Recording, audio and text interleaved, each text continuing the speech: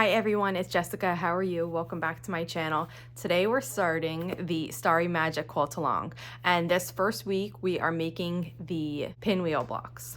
So let me show you how to make those. Here I have all of my fabric needed to make all of the blocks that we have to make this week, but in this video we'll just make one of them. So what I'm going to do is we need 4 orange half square triangles, and I have my orangish fabric here, and then we also need 4 black half square triangles, and I have that here too, and then we need enough white to make all 8. This is exactly the same as we've made half square triangles in the past. I prefer the 1 at a time method because I like to be able to use my 1/4 inch foot. Once I have my pieces cut, I take the corners of both that I'm using, match the corner up, and then I match the sides up, and that will make this portion fall into place. And then we're just going to sew along this long edge with a 1/4 inch seam allowance, and we need to do this for all 8, 4 orange and 4 black, exactly the same method.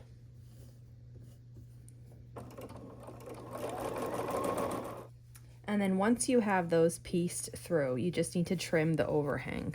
So I've done it on all of them. This is my last one. I just finger press it open and then just trim this little bit that's overhanging. And we have a half square triangle that's made exactly to size and doesn't need any further trimming.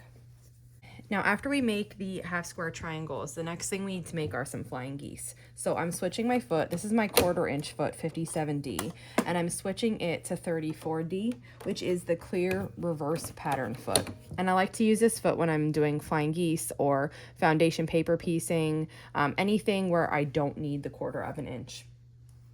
The flying geese are going to be black. So you need 4 of your black rectangles. And then you need 8 of your background colored squares. We're going to do stitch and flip flying geese. So let's make one of those now. I take one of my background squares and I match it to the side here. And then I'm also making sure it's matching on the top and the bottom. And we're going to sew from this point to this point. If you wanted to draw that line on there with a pencil or a pen, you know, you could, and that would help you know exactly where you have to sew.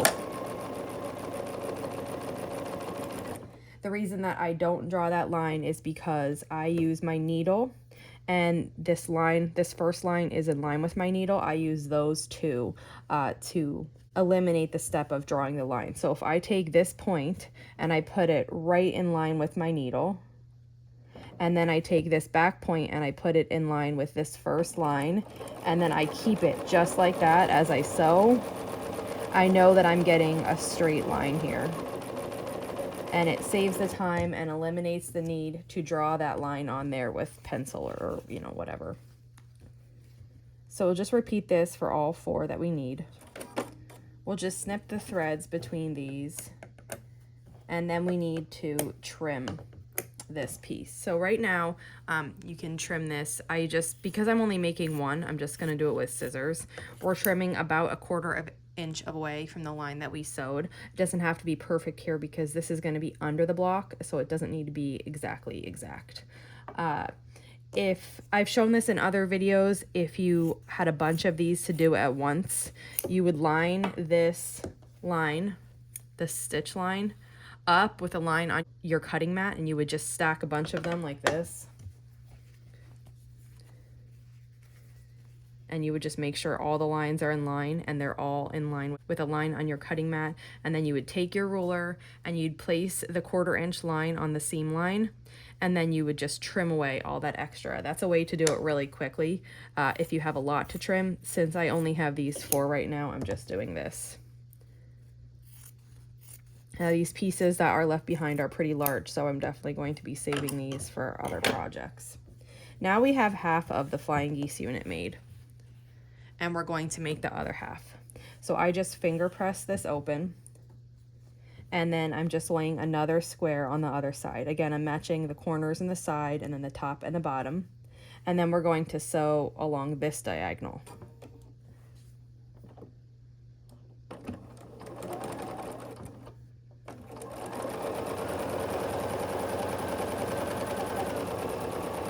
And we'll repeat that for all 4 of these.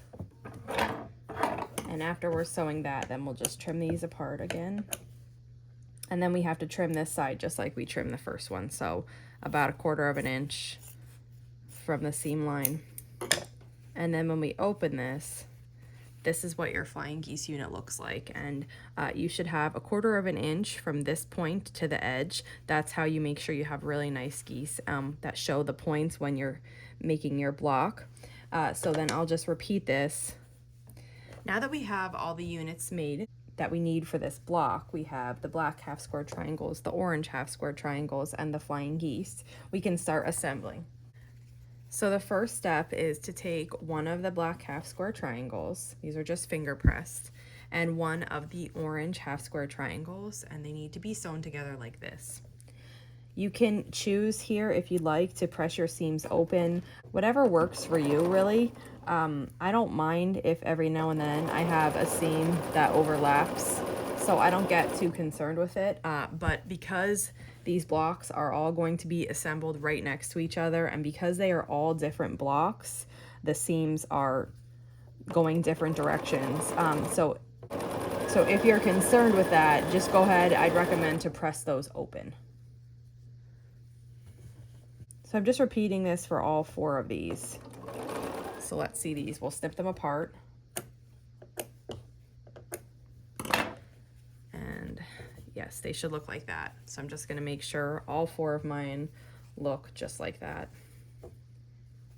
And they do. Okay, so the next step then is to take one of the flying geese and sew it onto the unit like this. I'm just finger pressing this open. And we're just going to sew this flying geese along this side. Let's snip these apart. And this is what one of these units look like now. And we're going to take these 4 units and sew them together to make our block. So the top of the block is going to look like this. And let me push that up so I can fit the bottom of the block. And then the bottom of the block is just going to fill in like this. These orange half square triangles come together to make a pinwheel in the middle, and these black form the outside. So we'll just sew these units together here.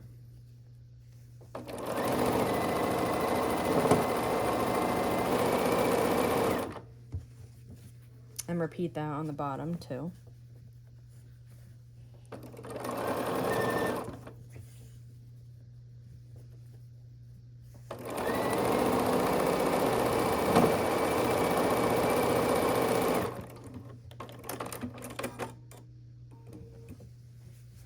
And then once I open this up, we have one final seam left to sew right down the middle here.